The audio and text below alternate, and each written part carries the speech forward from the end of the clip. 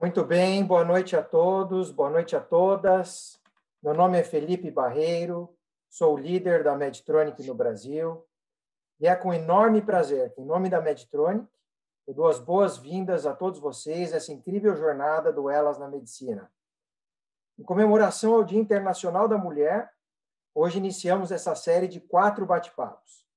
Por isso, antes de darmos início ao evento, gostaria de parabenizar todas as mulheres que estão aqui conosco pelas conquistas sociais, econômicas, culturais e políticas no Brasil. Convido também a uma reflexão constante sobre como termos um mundo onde a igualdade de gênero seja real, não só aqui, mas também nos ambientes mais complexos e desafiadores em todo o planeta. Como igualdade de gênero é um assunto sério na Medtronic, gostaria de compartilhar com vocês grandes conquistas que tivemos como empresa. Atualmente, somos a filial da Medtronic na América Latina, com mais mulheres em posições de liderança. De fato, 49% dos cargos de gerentes acima são ocupados por mulheres. Além disso, em todos os processos de seleção, temos uma mulher integrando a lista de finalistas. Outro ponto é que nós implementamos recentemente um programa de mentoria com 70% das vagas dedicadas a mulheres, com o objetivo justamente de contribuir para um desenvolvimento das profissionais em suas posições atuais e preparando-as para os próximos passos de carreira. Temos também um grupo chamado MAC, que em inglês significa Men Advocating for Change. Em português seria Homens Advogando pela Mudança, que lidera ações que contribuem diretamente para a equidade de gênero na nossa organização. Bom, essas são apenas algumas conquistas, fruto de uma longa jornada, mas que certamente tem sido muito bem sucedida, graças à paixão e à constância de propósito das integrantes do Medtronic Women's Network, grupo que lidera o movimento das mulheres na empresa e que hoje está aqui representado pela Andréa Gomes e pela Priscila Silva. Muito obrigado pela dedicação de vocês, inspiração que representam para todas as mulheres, dentro e fora da nossa organização. Bom, falando um pouco do nosso evento, nós vamos começar hoje com médicas pioneiras em áreas dominadas pelos homens. Temos aqui a doutora Elenir Nadalin, Magna Profeta, Nancy Denicol e Angelita Gama. Agradeço a vocês pela gentileza da presença e pelo legado que vem deixando na medicina e em nossa sociedade. Certamente histórias que inspiram jovens estudantes e o ambiente onde estão inseridas para que elas possam seguir suas carreiras da forma como desejam, e não apenas seguindo estereótipos de gênero. Agradeço também nossa moderadora de hoje, Lúcia Helena, que é jornalista do UOL, o maior portal de notícias do Brasil. Ela também desbravou uma área notadamente masculina no jornalismo científico, criando a revista Super Interessante e depois a revista Saúde é Vital, hoje conhecida como Veja Saúde. É um prazer tê-la conosco para uma noite que promete conversas muito inspiradoras. Sejam todas muito bem-vindas, meu muito obrigado, e passo a palavra a você, Lúcia.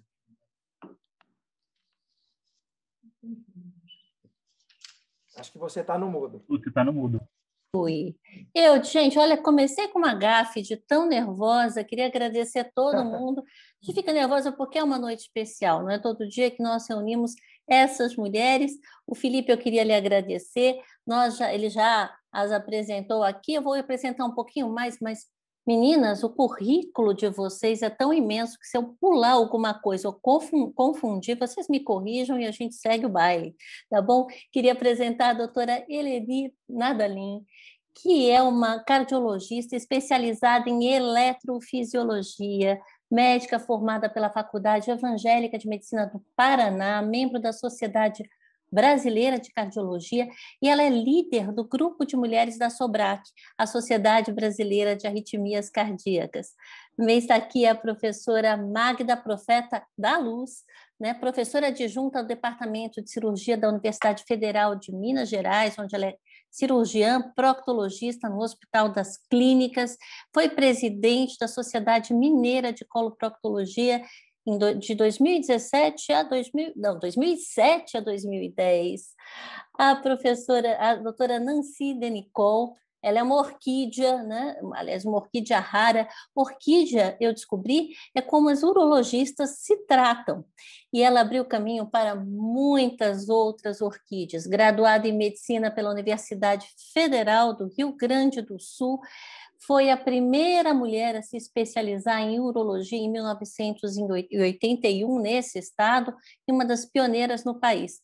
E ela dispensa apresentação, a minha queridíssima Angelita Gama, professora titular de cirurgia da Faculdade de Medicina da USP, que ela fala com orgulho danado, criou a disciplina de coloproctologia no HC, na USP, é diretora do instituto que leva o seu nome, também do Dr. Gama, foi presidente da Sociedade Brasileira e da Latino-Americana de Coloproctologia. Gente, espero não ter errado nada, além de ter mantido o microfone desligado no início, meia culpa de emoção, mas eu queria fazer uma pergunta para todas, rapidinho, a mesma pergunta, só para a gente começar. Por que medicina? E eu vou começar por aquela que tem mais energia do que todas nós aqui juntas. Adivinha quem é? Doutora Angelita Gama. Claro. Doutora Angelita, por que, quando foi que lá atrás lhe deu estalo e falou assim, vou ser médica numa época que as mulheres não cogitavam muito essa carreira? Boa noite. Que prazer em vê-la assim bonita, tão linda, tão gentil, maravilhosa, e com as minhas amigas formidáveis que de longa data. Bom, medicina para mim, eu até tenho vergonha de dizer. Eu não tenho na família ninguém, nenhum médico. Não tinha a menor ideia de que queria ser uma médica. Porém, eu estou num grupo de jovens que o bolo todo é para medicina. E como eu gostava de estudar, eu gostava das minhas amigas, estava sempre com elas, eu fui junto. Por coincidência, uma enorme coincidência, foi a coisa que melhor eu fiz na minha vida. Foi abrir meu caminho, abrir minha vida. E depois, acho que você vai perguntar de novo, outras coisas de menina. Mas então, medicina foi para mim uma paixão. Mas a senhora queria, mas a senhora acredita, vou tratá-la de você. Você queria, que é tão jovem, né? A Angelita é mais jovem que nós todas. Queria e acreditava que ia entrar? Eu tinha um potencial bom, eu poderia ser uma boa juíza, poderia ser uma professora, todas as minhas irmãs eram professoras, eu adoro ensinar, eu vivo ensinando, eu costumo dizer que eu ensino até o pessoal do elevador, eu posso ensinar. Então, para mim foi uma felicidade entrar na medicina, porque a medicina é uma profissão que é impossível realizar as duas coisas. Você atua como profissional, procura aliviar a dor dos doentes, pode curar os doentes, eventualmente pode não dar certo, mas você dá o seu melhor para isso. E, ao mesmo tempo, você ensina seus colegas que te ajudam, você ensina os alunos, você ensina toda a pessoa que está à sua volta. Então, une. É uma carreira linda. Atividade profissional, você executa e você ensina. Você faz as duas atividades, duas profissões que se super... Opa, eu acho que a doutora Angelita teve um problema técnico, não? Parou, né? Parou, mas não tem problema, a gente volta. Enquanto isso, eu passo para a doutora, enquanto normaliza ali o sinal, eu passo para a doutora Eleni. Doutora Eleni, e como é que foi esse estalo? Por que a medicina? Eu acho que não tive o estalo, eu não consigo me lembrar nada que eu tenha tido na infância que não fosse fazer medicina. Eu acho que com 2 anos de idade eu já tinha decidido fazer medicina. Até meus pais, meu pai principalmente, queria que eu não entrasse, porque eu entrei com 16 anos na faculdade, achava que era muito pesado e tal. Daí eu falei, ou eu entro agora em medicina, ou eu vou trabalhar e não vou fazer faculdade nenhuma. Eu sempre gostei de matemática, acabei fazendo no 2º grau desenho arquitetônico, mas o meu foco, desde pequena, era ser médica. Eu não gostava de abrir bichinho, matar bichinho, essas coisas, mas eu não sei por quê. Eu sempre me vi médica e em nenhum momento eu pensei em fazer outras coisas. Até penso em fazer outras coisas por hobby, mas assim, com relação à profissão, ou era isso, ou como hobby ser bibliotecária, que era um outro sonho. Mas, na realidade, eu acho que desde os 2 anos de idade, 3, eu penso em medicina. Sempre não teve assim nada, e na minha família também não tem nenhum médico, eu não tinha experiência nenhuma, mas era uma coisa que já de pequena eu sabia que ia fazer. É incrível isso, né? Eu também sempre pensei que ia ser jornalista. Quando eu me vi por gente, assim, eu pegava o isqueiro da minha avó, coisa politicamente incorreta, né? Uma avó fumar ali ao lado das crianças, pegava o isqueiro e fingia que era um microfone e saía entrevistando a família inteira. Doutora Nancy, e você? Como foi Pois é. Eu nunca... Boa noite a todos primeiro, muito obrigada pelo convite. Eu nunca tive assim de pequena uma direção muito forte nesse sentido. Eu gostava muito quando vinha, eu tinha um avô que ficava quando estava doente lá em casa, então o médico vinha atender, e eu gostava desse trabalho. Mas, em verdade, eu, quando ainda estava lá na metade do estudo, eu era mais propensa a ir para uma área de geologia, que eu achava maravilhoso. Mas como eu sou absolutamente nula em matemática, eu penei o que pôde para passar, eu estudava o que dava, porque a matemática era meu inferno, eu tive que abdicar da geologia. E a medicina sempre foi uma coisa que me cativou, e eu achava que podia fazer coisas boas com isso. Eu teve minha mãe, que era uma pessoa que sempre, apesar de que na minha casa não tinha nenhum médico, eu sou filha de um barbeiro e de uma costureira, e a minha mãe sempre disse que mulher tinha que ter independência monetária, não podia depender de ninguém, tinha que ter uma profissão. E a medicina me chamou, e eu estudei bastante, sempre gostei, e fui, e posso dizer que, em momento algum, eu me arrependi. Quando eu falei ao meu pai, como o da Helenir, ele disse, não é bom para uma mulher fazer isso. A medicina leva muito tempo, tu devias trabalhar numa exatoria, isso era um termo lá de Caxias, né? Eu sou de Caxias do Sul. O que é uma exatoria? Trabalhar numa exatoria pública, né? Que era um emprego público, tu trabalha um turno e no outro tu pode fazer a tua vida. Não deu certo. Mas depois de uns anos ele me disse que eu estava errado. Tu tinha razão no que tu escolheu. Doutora Magda, também foi assim? Na sua família as pessoas falaram, não, vai ser uma carreira difícil? Não, e quando foi que bateu essa inspiração para se tornar médica? Na verdade, eu também não tenho... Eu sou a única médica até hoje na minha família.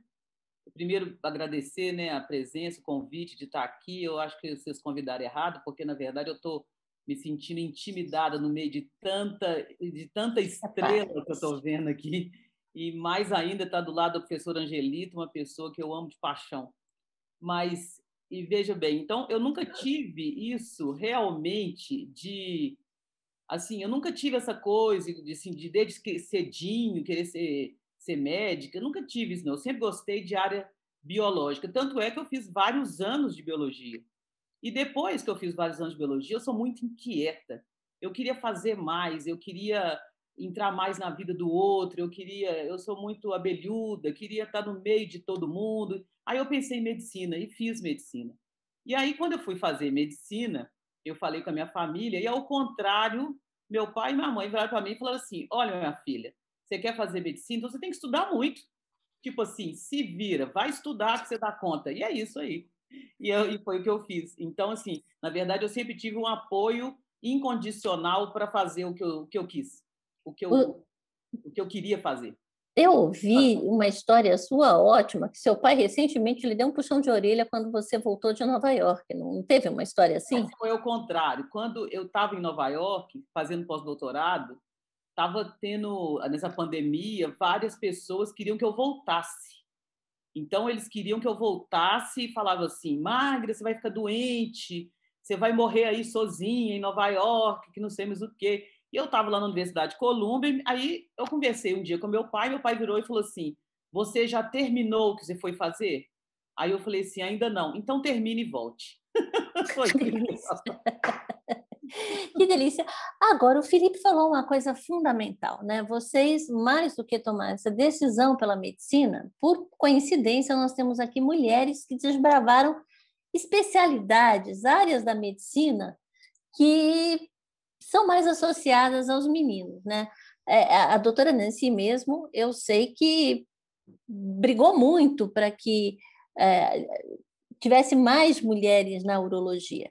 Eu, se não me falha a cabeça, teve um momento que você colocou mulheres Me conta essa história, doutora Nancy, quando você foi, estava à frente da seção do Rio Grande do Sul da Sociedade Brasileira de Urologia, você fez questão de colocar mulheres em todos os departamentos. Essa história é verdadeira?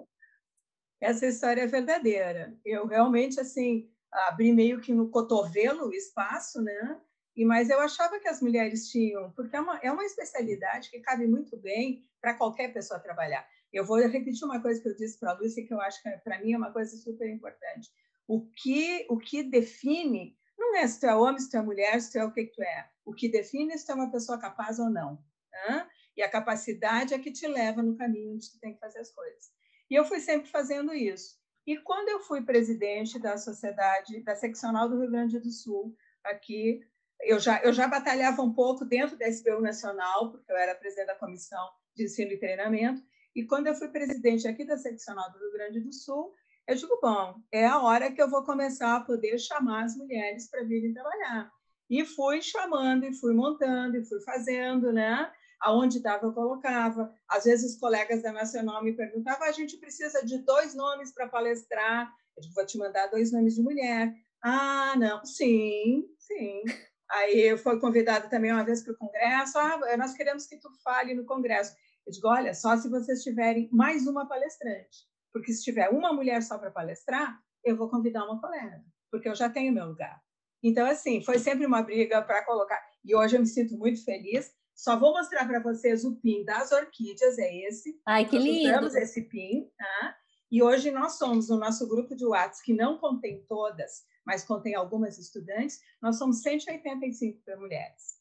Mas são poucas, são muitas perto de quando você começou, mas são poucas, né? Um universo de 4.500 associados na SBU, somos poucas. São poucas. É. E eu garanto que todo mundo aqui tem história de um dia que algum professor ou até mesmo um paciente estranhou o fato de estar sendo atendido ou de estar fazendo uma cirurgia com uma mulher. Doutora Angelita, você já teve essa experiência? Alguém Sim, já... no Hospital das Clínicas. Primeiro, na época que eu entrei na faculdade, eram poucas mulheres que estudavam medicina.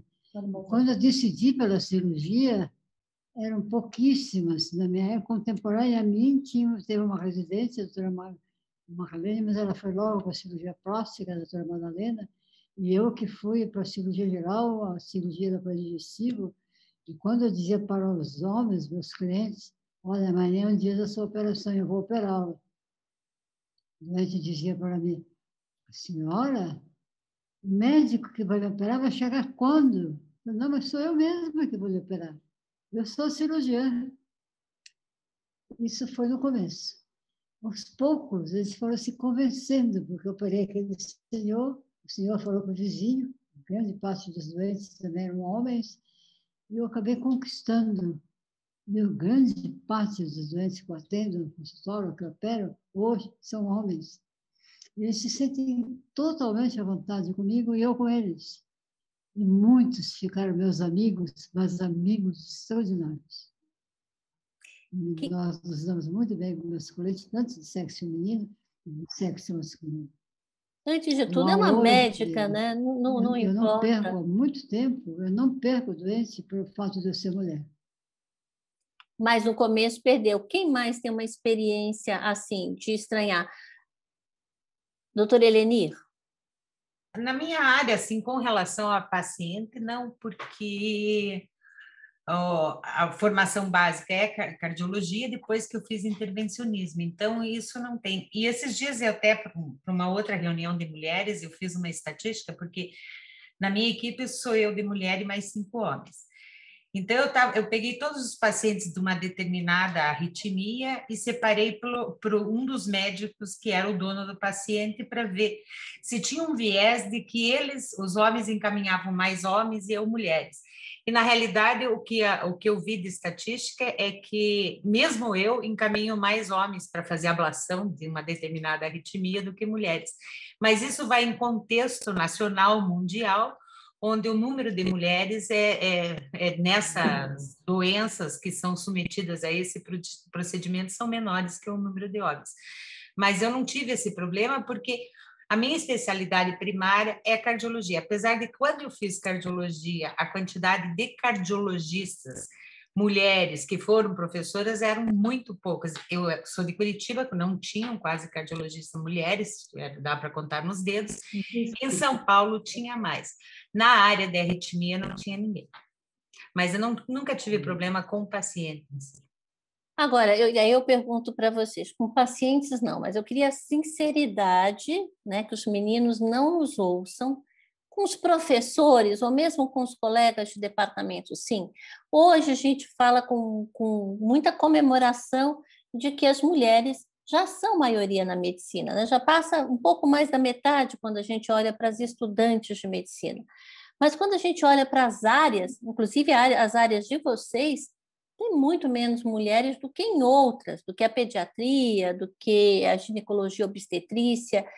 Por quê? Porque é mais difícil, por causa dos horários, por família, ou existe na formação médica uma tendência a falar essa área aqui não é tanto para mulher. Ainda existe?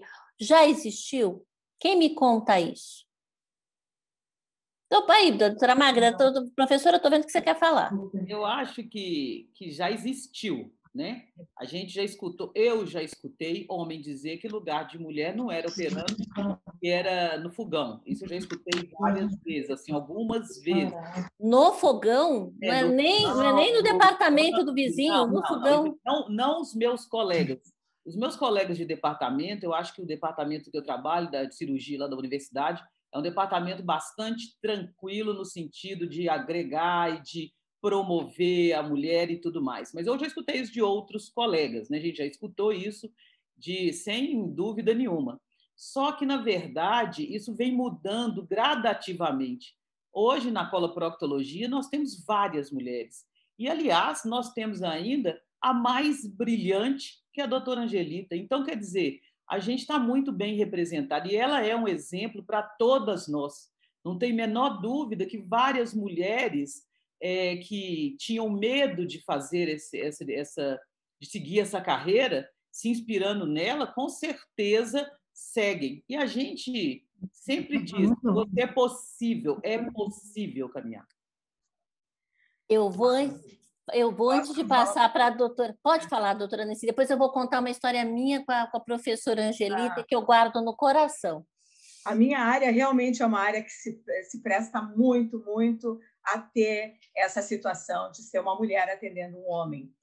Como eu comentei contigo, eu tive na minha vida inteira, durante a residência, eu estava no 3º ano, um paciente que levantou e disse: eu não vou, eu queria um médico. Eu digo: eu sou um médico, meu diploma é de médico, e ele me disse: não, mas eu quero um médico homem, e foi embora, o único. Mas, assim, no consultório, várias vezes, felizmente, os pacientes dizem: nossa, doutora, eu esperei tanto tempo porque eu queria uma mulher para me atender.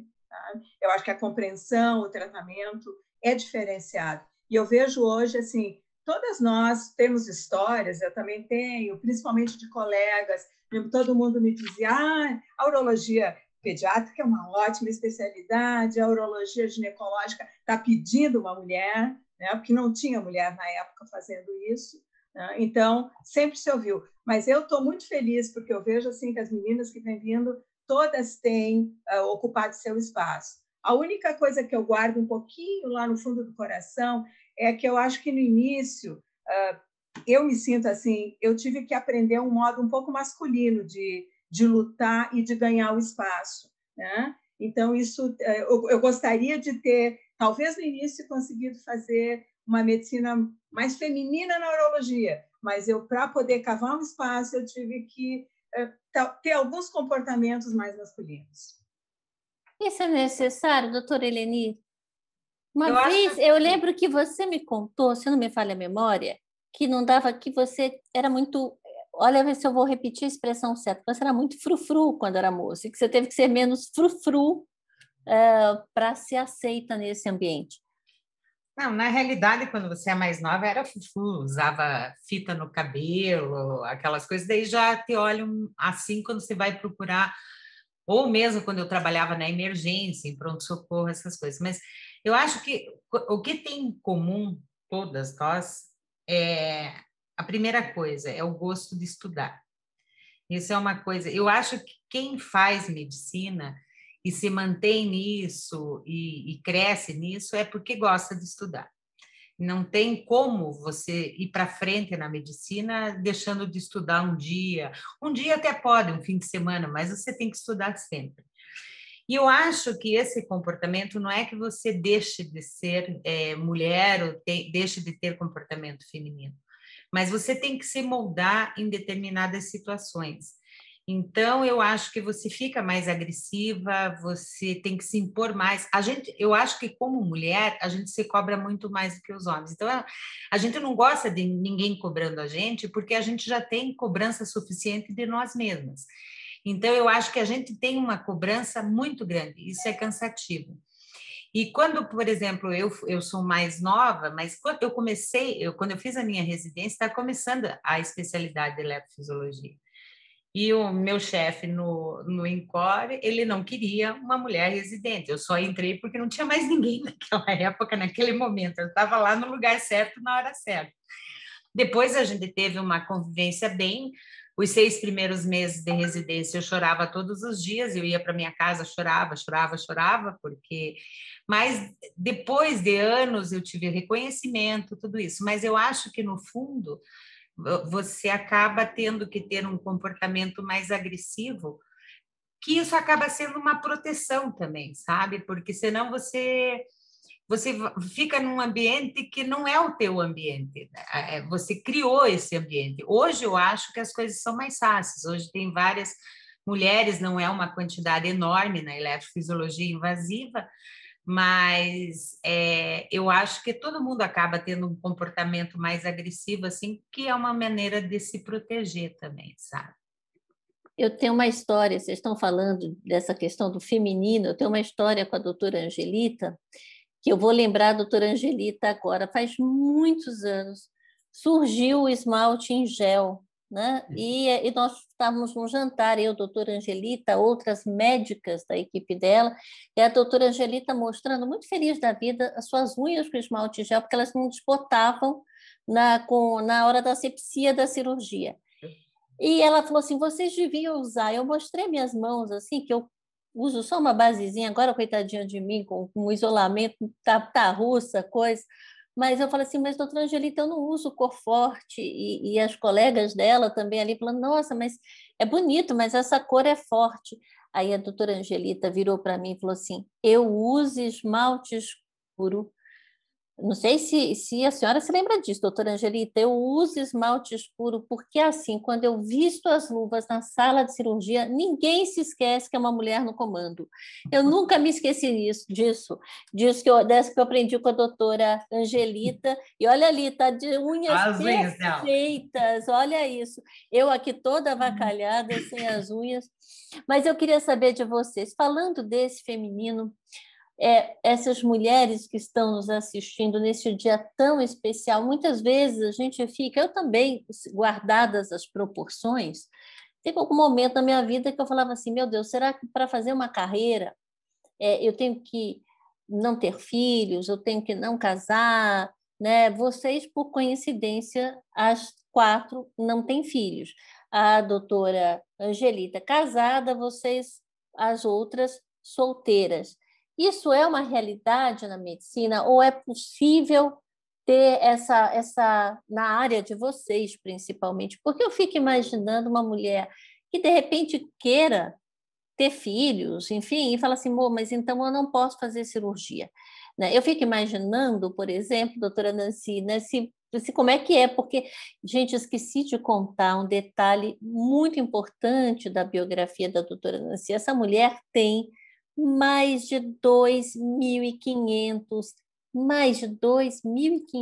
transplantes renais. E o transplante não dá para falar, olha, estou aqui num jantarzinho, estou aqui, né, daqui a pouco eu vou ali. Não dá, é na hora. Como é que é isso?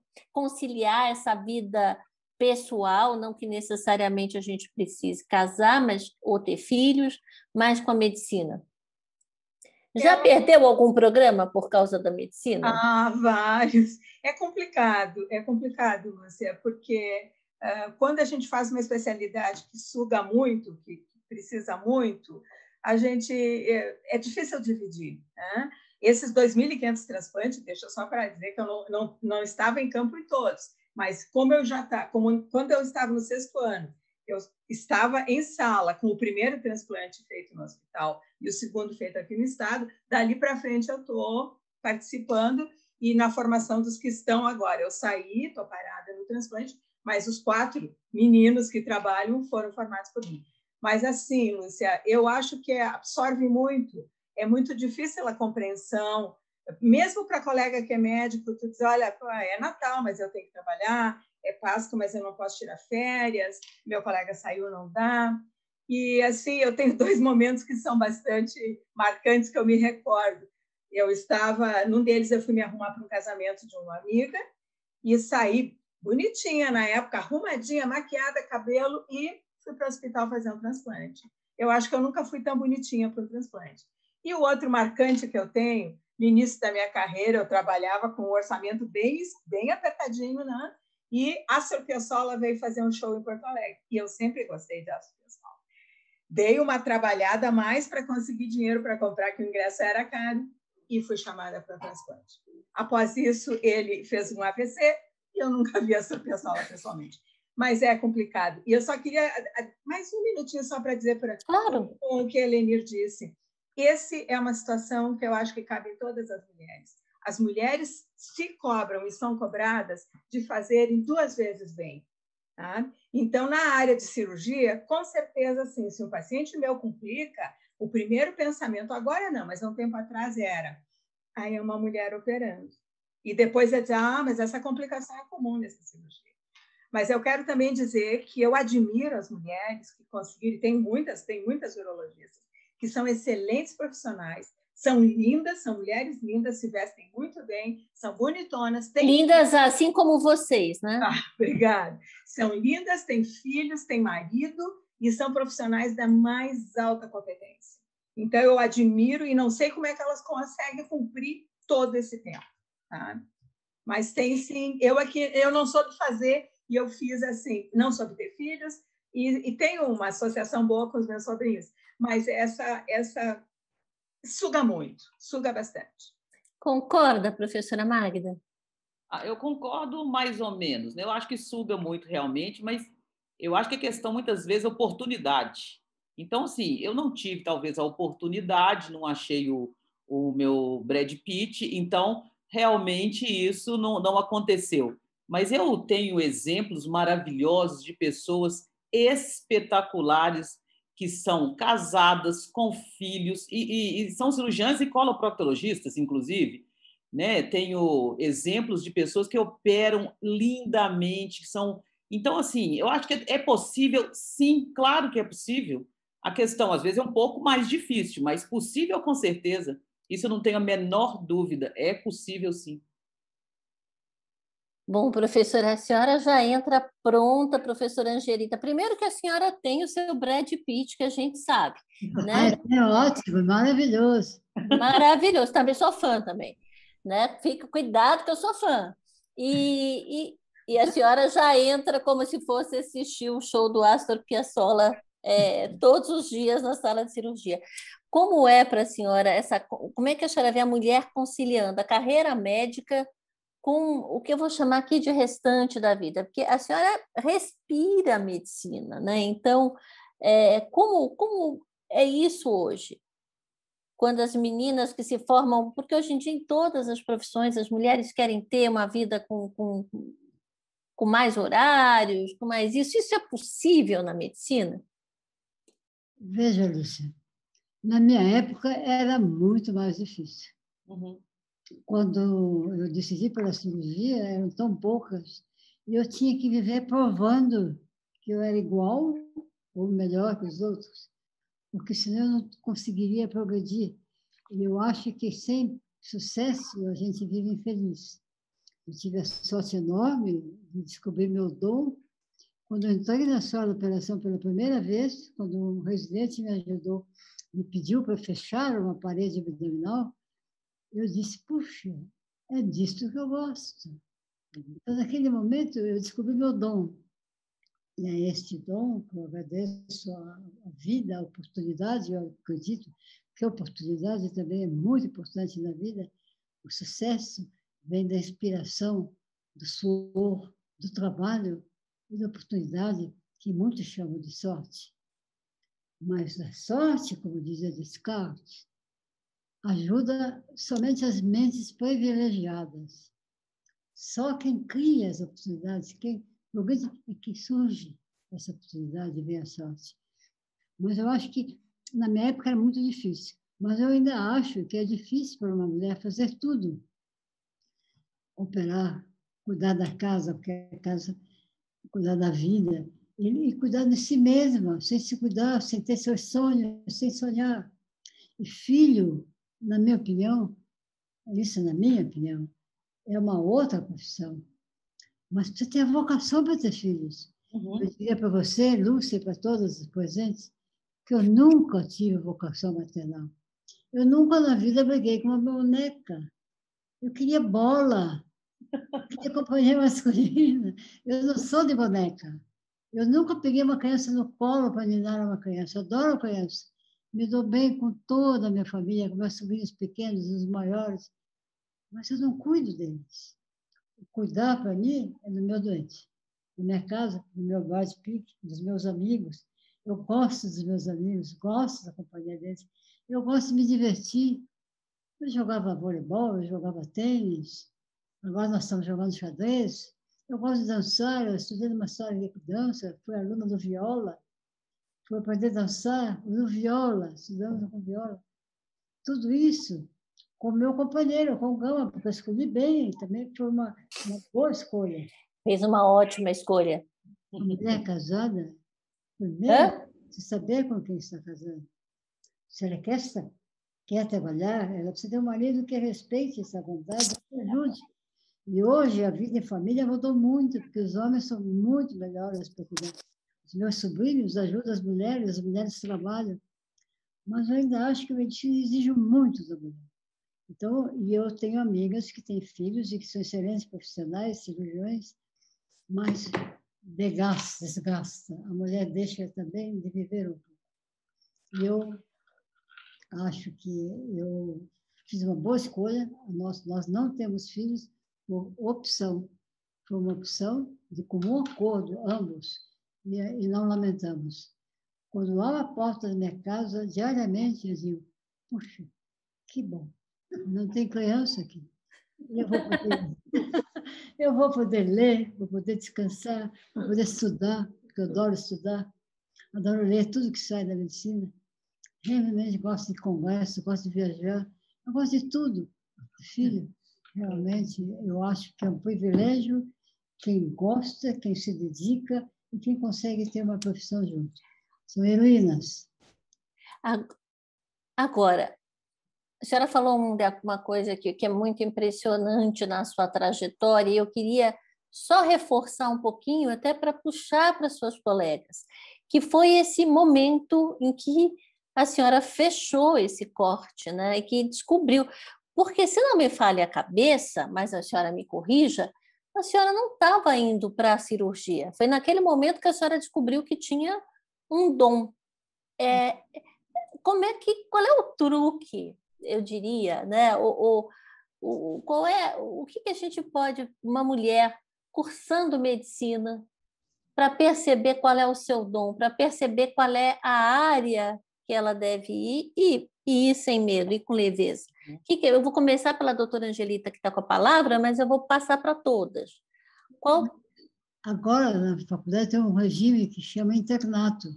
A gente começa no 6º ano no internato, 5º e 6º ano no internato, no 5º e 6º ano, onde a gente tem um aluno, um acadêmico, tem a oportunidade de rodar, de girar e passar em todos os serviços, de clínica e de cirurgia.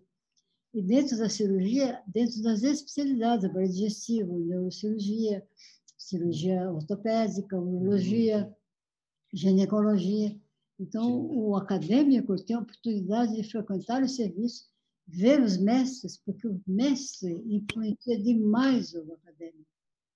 E eu tive a sorte de ter sido uma boa aluna, fui muito bem colocada no concurso, no final, eu fui a primeira colocada, eu pude optar pela especialidade, e além de optar pela especialidade, que eu fui para a cirurgia, eu pude optar por que clínica que eu ia estagiar. Eu comecei pela clínica do Olímpio Correia Neto, a Rego Raia, Oscar Simonsen, grandes nomes da cirurgia. Então, esses mestres eram tão bons cirurgiões, tão dignas pessoas, que me influenciaram demais. E no momento que o mais velho residente me permitiu suturar o abdômen, meu Deus, peguei na agulha, porta-agulha, que facilidade. O residente me disse, você já sabe, você está me enganando, você sabe operar.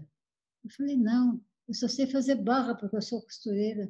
Eu tenho diploma de corte e costura, eu faço barra e costuro maravilhosamente bem. Eu sou diplomada. Então, costurei muito bem. E aquela palavra desse residente falou, você tem um dom para operar, você leva jeito, Angelita. Eu acreditei nesse leva jeito e segui esse jeito. E aí resumi dentro da medicina o que eu realmente gosto de fazer. Adoro atender doente, mas é no centro cirúrgico que realmente eu me realizo. Você fica feliz e sai leve. Eu ignoro tudo. Eu não falo operando. Eu ignoro quem está por fora. Eu ignoro quem está assistindo. Vem muita gente de fora me assistir as operações. Eu ignoro. Estou ali. Estou dentro do doente. Estou operando. É aquele meu momento de relaxamento. Eu saio das operações descansada. Estou arrumada quanto antes. No centro cirúrgico, de batom, de esmalte, penteada. Cabeleireiro, vou sempre. Uma vez por semana, cada 5, 6 dias. Eu sou vaidosa, nasci vaidosa também. Então, eu acho que isso nada, a carreira não prejudica a feminilidade da mulher. A cirurgia não prejudica em nada. Eu queria saber das outras 3, em que momento vocês têm essa... Tem algum momento na prática de vocês, assim, cada uma na sua especialidade, em que vocês têm essa sensação quase de nirvana que a doutora Angelita tem? Doutora Magda. Bom, primeiro, o que eu faço com os meus alunos? Né? Eu vou falar depois de mim. O que eu faço com os meus alunos? Eu peço a eles que não se furtem. Isso que a professora falou é muito importante, os internatos, essa oportunidade de rodar nos diversos serviços, porque às vezes o aluno ele fica assim, não, eu gosto é disso, eu gosto daquilo, e some das outras disciplinas, vão pensar assim. Então, eu sempre falo, não se furtem a tentar conhecer as outras disciplinas, porque você pode se apaixonar por alguma delas que você nunca pensou que gostaria. Eu, no meu caso, quando eu fui pensar em ser clínico, eu tive professores maravilhosos clínicos. Um dos meus professores, ele deve ter conhecido, o professor Mário Lopes. O professor Mário Lopes foi meu professor no 6º período. Eu amava o professor Mário Lopes. Eu fui lopete, como a gente falava, durante anos. E aí, quando eu estava formando, ele falou assim, eu falei assim, professor, eu decidi que eu vou fazer cirurgia. Aí ele falou assim, você vai fazer mal para os seus doentes, que você tem que ser cardiologista. Olha isso! Olha, Eleni, perdeu uma colega, doutora Eleni. Não, mas ele falou isso porque ele ficou com raiva, porque ele achou que eu ia ser cardiologista, de tanto que eu ficava andando com o pessoal da clínica e tal. Aí eu falei assim, professor, eu não tenho jeito para ser clínico, eu não dou conta de ser clínico. Eu sou muito invasiva para ser clínico, não dá para ser clínico. E aí eu escolhi cirurgia, e quando eu comecei a entrar em procedimento cirúrgico, eu vi que era aquilo mesmo. E isso que a professora Angelita falou é uma verdade. Por exemplo, se eu estiver estressada e for para o bloco, eu acalmo. Então, quando você... Bloco, traduz para mim. Bloco cirúrgico, quando você vai para a sala de cirurgia. Então, se eu entro para o bloco cirúrgico, eu saio calma. Assim, então, quando eu vejo que eu estou muito estressada, é falta de cirurgia. Eu estou precisando de operar. Doutora Então, são interessantes, assim, é mais ou menos isso. Doutora Helenira, eu estou achando as suas colegas assim muito peculiares, porque se eu entrasse no tal do bloco, eu ia direto para o seu consultório fazer um exame, que alguma coisa no meu coração não ia estar muito bem. E no seu caso, eu já vou para a doutora Nancy, mas no seu caso, que não é cirurgiã, qual é esse momento que você fala assim, eu estou no meu lugar no mundo, assim, fazendo... Na realidade, eu não sou nem clínica nem cirurgiã, né? Porque eu sou médica intervencionista, então é meia coisa. É dificílimo, Mas, né? na realidade, eu fui exatamente o contrário da Magda. Nos internatos, eu me dei bem melhor na clínica cirúrgica, tanto é que achavam que eu ia fazer cirurgia, mas eu nunca gostava muito do centro cirúrgico, aquela coisa de trocar de roupa. A hemodinâmica, às vezes, a gente troca para não se sujar, mas... e toda aquela coisa não gostava muito. E, às vezes, por exemplo, o centro cirúrgico obstétrico era muito quente, passava mal. Eu gosto de sala gelada, aquele negócio de ficar quentinho, não. Mas eu me dei muito bem e os meus amigos, professores, preceptores, na maioria eram cirurgiões. Mas eu já tinha decidido no segundo ano que eu ia fazer cardiologia, porque eu gostei da fisiologia cardíaca. Mas o fato de eu fazer a eletrofisiologia intervencionista, eu nem tinha ideia do que era, porque em Curitiba não tinha isso.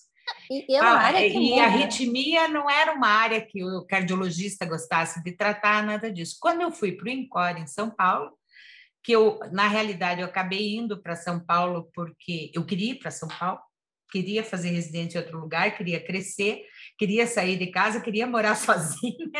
E daí briguei na minha residência em Curitiba e fui embora para São Paulo.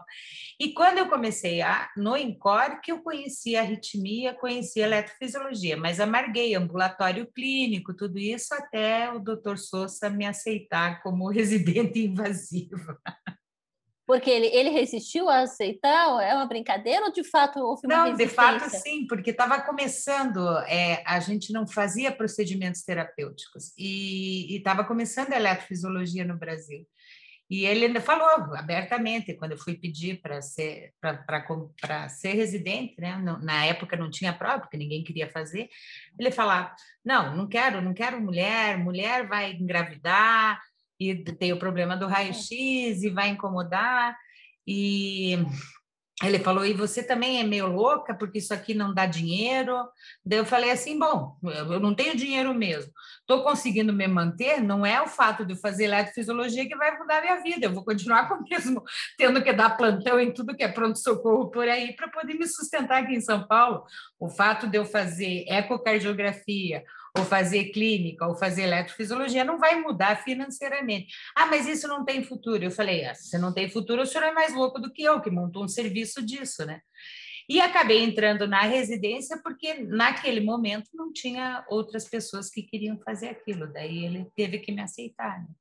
Não foi fácil. Doutora Nancy, eu quero puxar assim, dessa mesma pergunta, porque assim, toda a sua trajetória, a gente contou da história das mulheres na SBU, mas você assim, é famosa por tentar cativar como professora as meninas para fazerem uro. Como é isso? Né? Tentar... Aqui foi muito falada a figura do professor, ela aparece sempre como professor, é inspirador, e a senhora como professora, você, né, como professora, sempre tentando trazer mais mulheres para a sua especialidade. Como é que tem uma tática para isso? Como é que esse seu charme para conseguir mais mulheres para essa especialidade? Bom, eu comecei assim, quando eu pensei em fazer medicina, eu queria ser psiquiatra. Mas no primeiro semestre eu entrei na cadeira de psiquiatria e disse, não é isso que eu quero. E aí, como todo estudante, eu fui passando e assim, eu dizia, eu vou ser cardiologista, eu vou ser endócrino, eu vou ser nefrologista. E aí eu passei na cadeira de cirurgia e quando eu vesti a roupa do bloco, entrei e disse, estou em casa, é aqui, fiquei, né? Mas eu quero só reforçar o que já disseram as colegas, o professor, o instrutor te mostra quem ama o que faz, te faz te apaixonar por aquela especialidade, é super importante. E eu sempre disse, uma coisa que eu digo para os residentes ou para os estudantes, eu sempre usei para todo mundo assim, tu tem que gostar de tudo que tu faz. Então, tu tem que ver o que é ruim na especialidade que tu escolhe. O ruim, eu digo, é aquela coisa chata, a monotonia, o dia a dia, né? Então, tu tem que ver se tu consegue viver e atender bem o teu paciente com isso. Porque o que é bom, a gente gosta de qualquer área. Um belo edifício qualquer engenheiro, uma neurocirurgia, uma cirurgia cardíaca, uma ponte maravilhosa, todo mundo ama. Agora, aguentar o puxadinho de todo dia, a dor nas costas, a perna ardendo, né? Se tu aguenta isso, tu aguenta tudo. E as meninas, eu tive a sorte de trabalhar num serviço que é muito bom. O Serviço de Urologia do Hospital de Clínicas é formado por colegas, e mais do que por colegas, é formado por amigos. Então, eu nunca precisei batalhar muito, porque os acadêmicos, quando passam a fazer o seu estágio, eles saem encantados. Nós tínhamos um professor que já aposentado, o Sr. Protásio, que é uma pessoa que a vida inteira fazia churrascos na casa dele. Então, o nosso serviço sempre foi muito amigável, muito festivo, e sempre permitiu aos acadêmicos participarem e terem muito contato com o paciente, com a especialidade. E eu, quando as meninas vinham, eu sempre salientei como é boa a especialidade, né? E dava uma protegida, porque eu tenho que contar que os meninos diziam para elas assim: amanhã vocês têm que trazer bolo, a acadêmica traz bolo. E eu dizia: nem pensar, vocês não se curtem, que danado. Bolo vão comprar na padaria. Mas é assim, eu sempre mostrando que o lado era...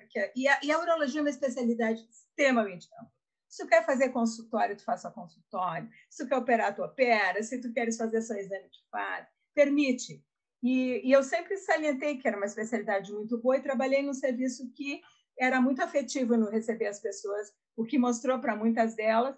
Ainda comentei, esses dias eu tive uma menina que passou e que mandou me dizendo: doutora, eu resolvi quando eu passei no estágio com a senhora. E eu fiquei muito feliz com esse comentário. Ai, que delícia. Eu queria, bom, se eu escuto vocês, eu vou querer voltar no tempo e fazer medicina, né? Acho que não vai dar, mas eu queria fazer uma rodada. Infelizmente, a gente tem 5 minutos, então tem que ser rapidinho. Vou terminar com a professora Angelita, porque vou fazer com vocês, e por último a professora Angelita, porque para a professora eu queria fazer uma pergunta especial. Precisa ser rápido mesmo pelo tempo, senão o pessoal da Meditronic, porque se deixar eu fico aqui madrugada fora com vocês, mas o pessoal da Meditronic vai me puxar as orelhas. Eu queria, assim, se pudesse, vocês pudessem falar, e vocês estão de fato falando com quem está nos assistindo, né? E que uma mulher que está na carreira médica ou que pretende seguir esta carreira, ou que está estudando, olhando para o futuro da mulher na medicina, da mulher na ciência, tivesse que compartilhar o mais sábio conselho que vocês ouviram ou que vocês já deram, qual seria ele? Vou começar pela doutora Helenir. O que eu posso dizer para as meninas é o seguinte: eu acho que mulher sempre é multifuncional. Dá para casar, dá para fazer especialidade. Eu não casei porque eu acho que também não achei meu Brad Pitt, que nem a Magda, mas eu acho assim que você tem que escolher alguma coisa que você tenha prazer. Porque, como a Nancy disse, nem tudo vai ser difícil e bonito, você vai ter o puxadinho também, mas você tem que fazer tudo com prazer. A partir do momento que você gosta de estudar, que você gosta e tenha prazer do que faz, as coisas andam. Você vai ter obstáculo em qualquer tempo, mas você não precisa muita gente ter cobrando, porque você própria vai se cobrar. Mas eu acho que tem que seguir em frente. Doutora Nancy? Eu diria assim, olha, faça o que gostam. Nada mais nos impede de fazer o que quer. Né? Não é por te dizer, é muito difícil. Realmente é uma profissão difícil. Difícil porque te exige que tu estude muito, te dedique bastante. Mas está aí a doutora Angelita, dá para casar, dá para ter filhos. Tenho exemplos maravilhosos das minhas colegas. Dá para fazer tudo. Mas, assim, não abra mão do que você pensa que é o que vai te fazer feliz e vai te realizar, porque alguém te disse que isso não é para ti. Professora Magda. Eu acho que a gente vai acabar repetindo algumas coisas, né? Porque na medicina você tem que minimamente gostar do que você faz, você tem que gostar do que você faz. E, além disso, eu queria dizer que, como diz Guimarães Rosa, a gente precisa na vida coragem. E realmente a gente tem que ter coragem para enfrentar o que for e seguir. Então, eu que estou aqui representando, talvez, as mulheres negras do Brasil, eu digo que é possível, temos que ter coragem. Mas Lúcia, desculpa lhe interromper. Claro, por permite favor. só um comentário que eu acho que eu não posso perder de dizer isso. Não, por favor. Em relação às mulheres. Eu tenho uma admiração enorme e quero parabenizar, quero agradecer, porque o número de mulheres que está comandando essa pandemia, que está cuidando, que está curando, que está levando esses pacientes, tanto na enfermagem, na medicina, nas fisioterapia, nas mulheres da limpeza, nas diretoras de hospital, seja onde for, fonoaudiólogas, na pesquisa, tudo, na pesquisa, a gente tem que dizer muito obrigada, e eu me sinto assim extremamente feliz em ver isso, e tem todo o meu respeito, todas essas mulheres que estão aí batalhando grande por todos nós. Olha, muito bem colocado, doutora Nancy, porque até a pergunta que eu ia fazer para a doutora Angelita, para a gente encerrar o nosso bate-papo. Professora, é inevitável, acho que eu falo aqui em nome de não só das panelistas, mas também em nome de todo um país, como a gente torceu, eu não posso me emocionar, como a gente ficou com o coração pequenininho quando a senhora esteve internada, e como a gente ficou feliz ao ver a cena da senhora saindo de esmaltes, né? E arrumadíssima, tailleur e esmaltes, acenando para as pessoas na saída do Oswaldo Cruz. E a doutora Angelita é uma unanimidade. Eu contei para ela até que na imprensa nós temos um grupo de WhatsApp de quem cobre saúde, e quando alguém conseguia descobrir alguma coisa de como ela estava, a gente compartilhava, não, ela está bem, não, né? Ela já está respirando melhor, os parâmetros melhores. A gente acompanhou com muito carinho, eu acho que foi assim com todo mundo. Mas eu acho muito significativo a senhora não só ter se recuperado, mas a senhora está na ativa com força total.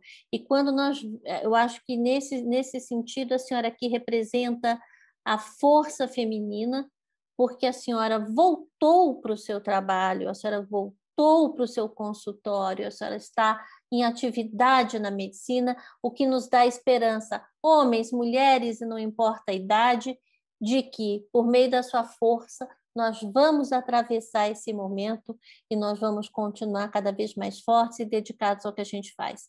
Então, a pergunta, depois desse discurso emocionado, pelo qual peço desculpas pela duração, doutora Angelita, como é a vida agora, depois dessa experiência? Como é ser médica agora, depois de ter sido paciente da Covid-19?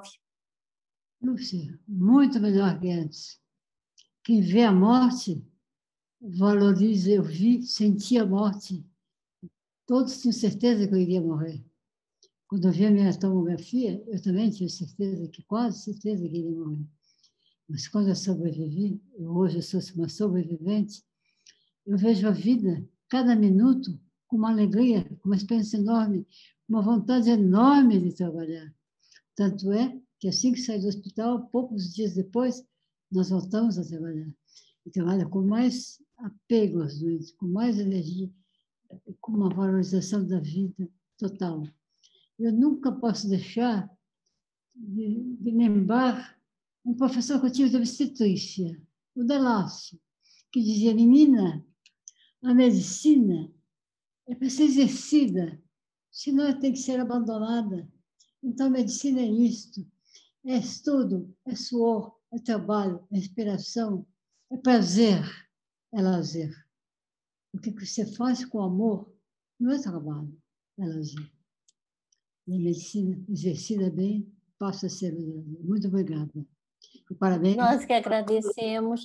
Gente, com esse depoimento, com as histórias de vocês e com essa força, como não tem maneira melhor de celebrar esse 8 de março. Eu queria agradecer a cada uma. Me pediram, antes de eu chamar aqui a Andréia Gomes, que é líder do Comitê de Igualdade de Gênero, Diversidade e Inclusão da Medtronic, pediram para que a gente olhasse um pouquinho para a câmera para fazer uma pose. Então, está todo mundo pedindo para tirar essa foto. Vamos olhar aqui, bonitinha. Todo mundo fazendo cara de Angelita, né? Todo mundo fazendo cara de chique maravilhosa. 1, 2, 3. Foi. Podem ficar lindas como vocês já são. Andréia, muito obrigada por essa oportunidade. Com a palavra, por favor, para encerrar esse encontro lindo. E eu fiquei com a missão de dar uma palavra, ainda emocionada aqui, com tudo que eu assisti essa noite. Eu estou realizada na noite de hoje, de trazer esses exemplos de força, da força do feminino, né? E a nossa grande intenção aqui, acho que em primeiro lugar, é reconhecer essas mulheres que abriram caminho. E eu sempre digo que se hoje eu posso, como executiva dessa companhia, ter a minha voz, usar a minha voz, é porque muitas mulheres vieram antes de mim, abriram caminho, cada uma em suas áreas, para que a gente pudesse ter voz hoje. Então, eu quero agradecer cada uma de vocês, doutora Eleni, Nancy de Nicole, Magda Profeta, doutora Angelita Gama e Lúcia Helena, que também nos inspirou hoje com essa conversa muito gostosa. Eu quero agradecer cada uma de vocês e eu tenho certeza de que a gente está deixando aqui a mensagem de que mulheres façam escolhas de carreira que atendam seus desejos e não baseadas em estereótipos de gênero. Que elas façam escolhas de acordo com seus talentos, né? Aqui todas vocês trouxeram o prazer nas suas áreas de atuação. E é isso que a gente quer deixar aqui essa noite. Que mulheres possam fazer escolhas que atendam os seus desejos, os seus prazeres e os seus talentos, independentemente dos estereótipos de gênero. Muito obrigada a cada um que esteve aqui com a gente hoje. Muito obrigada. Muito obrigada, muito obrigada. Boa noite a todas. Boa noite. Boa noite. Feliz Dia das Mulheres. Obrigada. Feliz Dia Internacional da Mulher. Prazer. Elas na medicina, Meditronic. Obrigada. Obrigada. Beijo para todos. Beijo. Beijo.